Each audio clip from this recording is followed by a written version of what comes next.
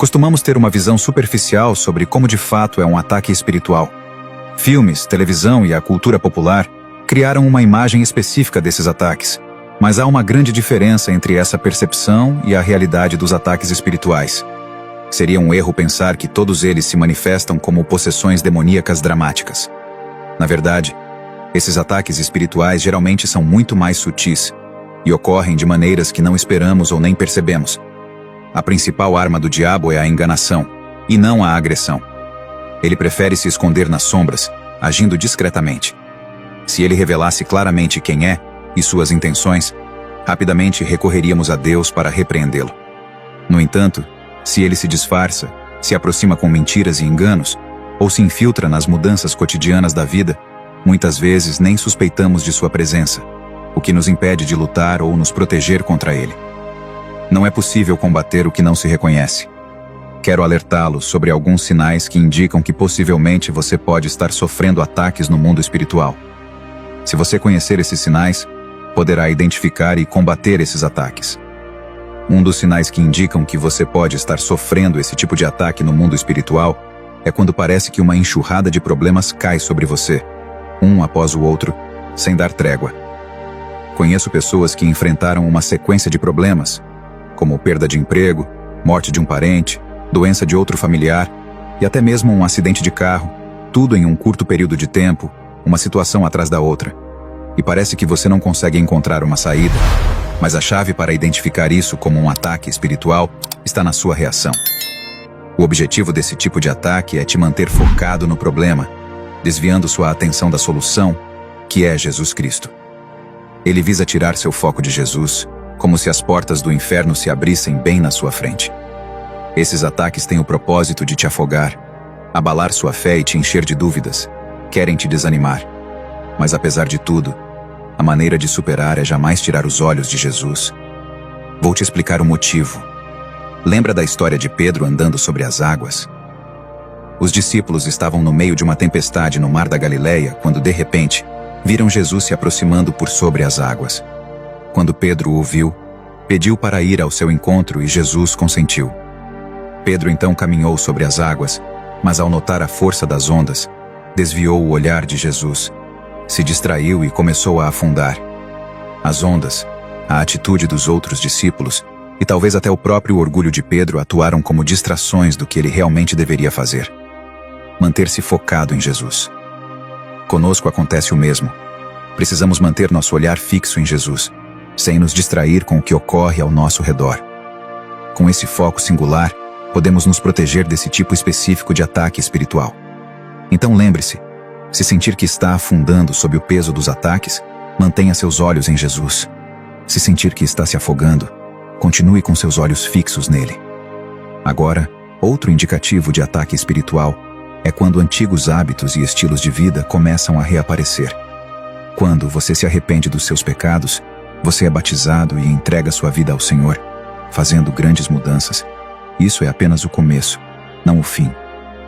O diabo não vai simplesmente deixar você ir embora como se nada tivesse acontecido. Ele lutará para te trazer de volta.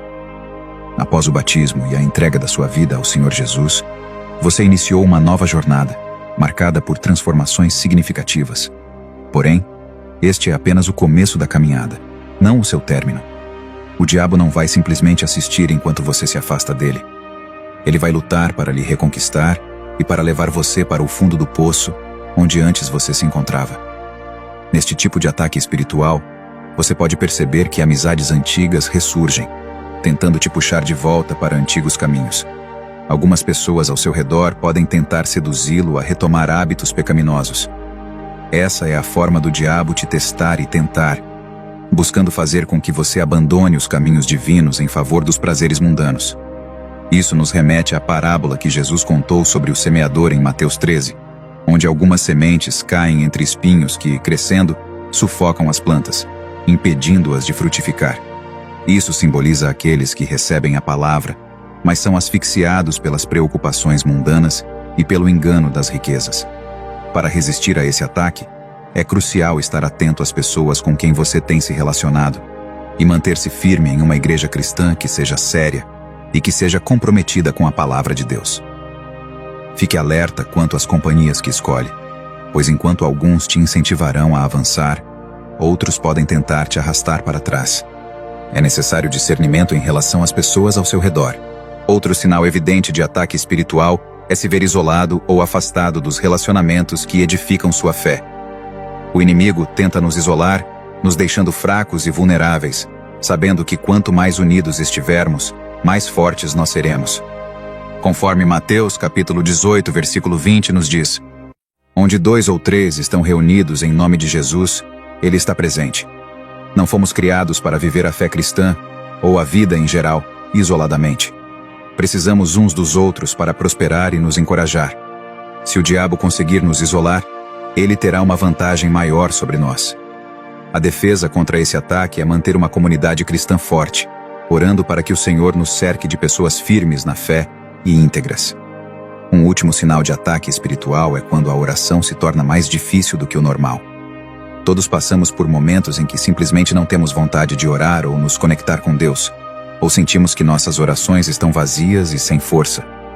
No entanto, nunca devemos permitir que isso nos leve a parar de orar completamente.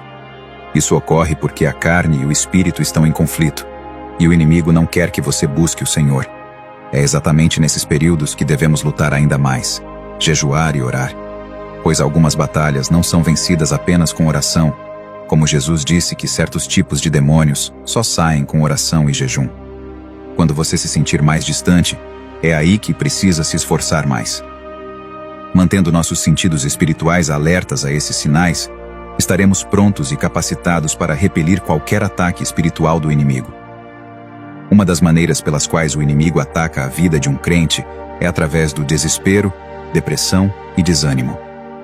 Quando Paulo escreveu sua segunda carta à igreja de Corinto, ele havia enfrentado eventos terríveis, incluindo 3 naufrágios, sobrevivido a um apedrejamento, suportado 5 flagelações, várias prisões e 3 surras.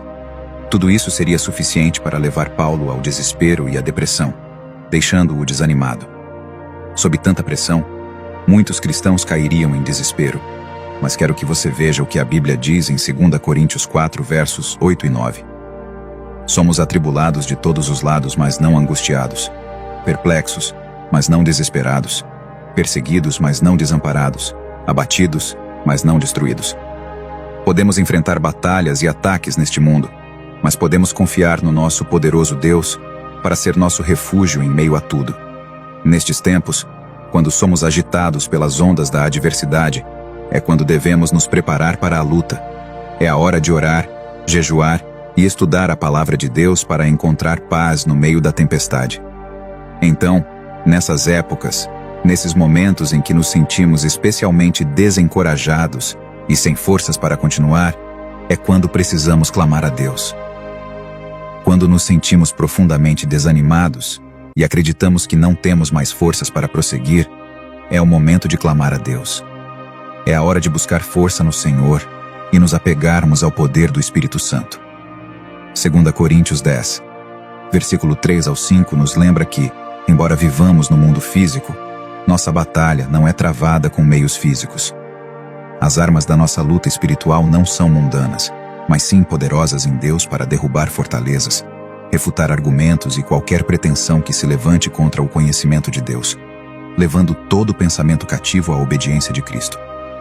Esse trecho da Escritura nos ajuda a ver as coisas sob uma nova perspectiva, mostrando que nossas batalhas não devem ser lutadas conforme o mundo luta.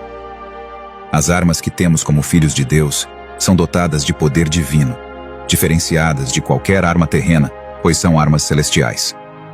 Normalmente, quando falamos de armas, as pessoas pensam em objetos físicos como uma faca ou uma arma de fogo.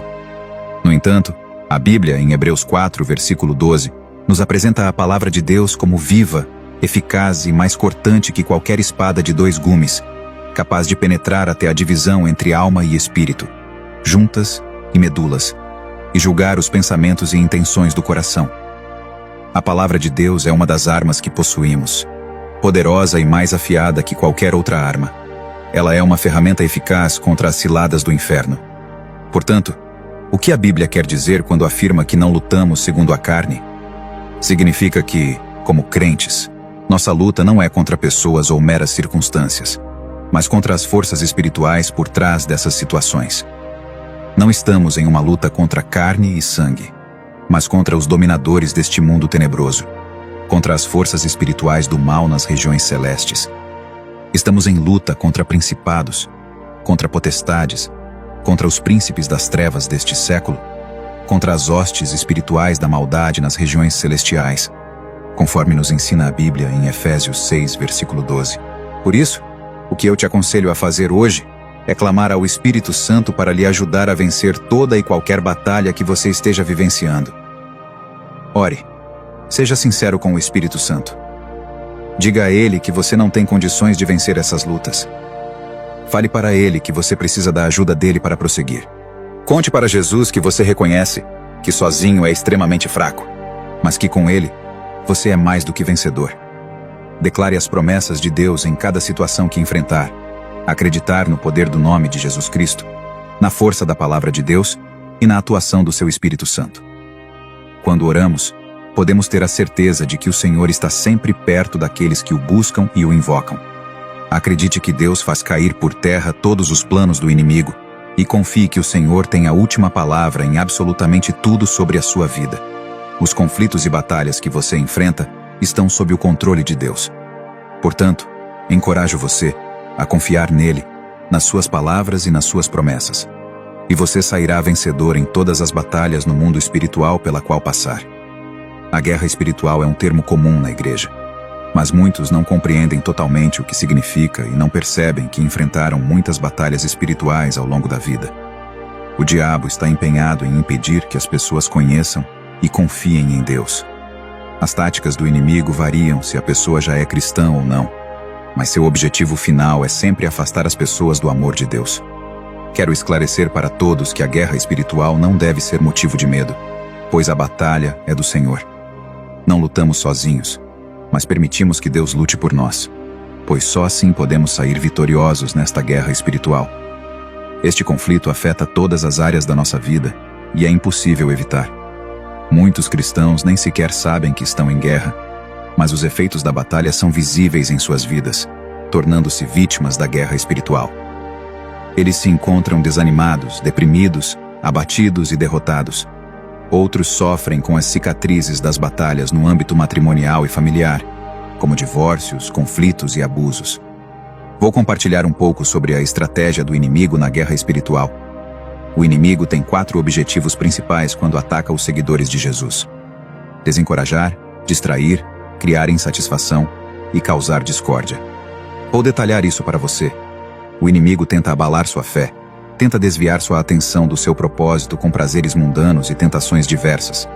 Busca criar insatisfação na sua vida material e, por fim, tenta causar discórdia entre você e outros cristãos, prejudicando a união proporcionada pelo Evangelho.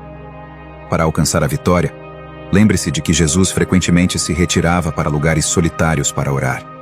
É crucial reservar momentos regulares para estar a sós com Deus, longe de distrações, para dedicar toda a sua atenção a Ele, assim como Jesus fez.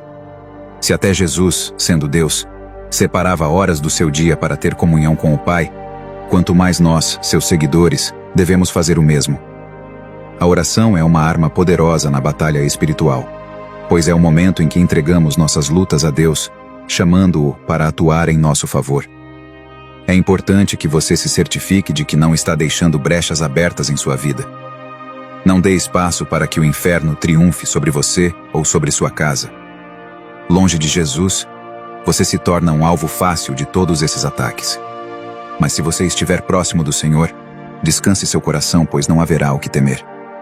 Caso você nunca tenha feito uma confissão de fé reconhecendo Jesus como seu Salvador, ou quem sabe um dia você fez, mas por alguma razão se distanciou de Jesus, convido você a fazer a seguinte oração junto comigo. Senhor Jesus, eu quero ter o Senhor na minha vida. Eu reconheço que sem o Senhor eu não sou nada, mas com o Senhor eu posso todas as coisas, pois só o Senhor me fortalece. Eu lhe reconheço como meu único Senhor e Salvador. Eu me arrependo dos meus pecados e lhe peço perdão. Escreve o meu nome no livro da vida, pois desejo seguir o Senhor por todo o sempre. Amém.